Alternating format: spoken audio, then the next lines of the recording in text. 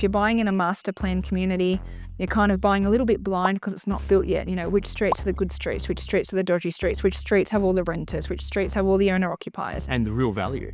And the value, that's right. You can see, you know, which roads become the thoroughfare roads, which roads become the congested roads. You don't know that until people are using those spaces. We always say if you buy a unit, don't buy anything with pools or lifts because your strata goes up. You want, you know, what do they say? The typical red brick walk up is the investor's dream. Yeah. You're not getting those off the plan. They're long gone. You got to buy established if you want those. And then of course, traffic and access. How busy is the street really? So if you're buying off the plan, you're gambling to a degree on what it's going to become. You're buying a vision, and they'll always present that vision very favorably, but you don't know until it's lived, until that development is lived in. If you're an investor, due diligence should be your middle name. So why you would lock yourself out of the opportunity to do your due diligence by buying off the plan is counterintuitive to the point of investing.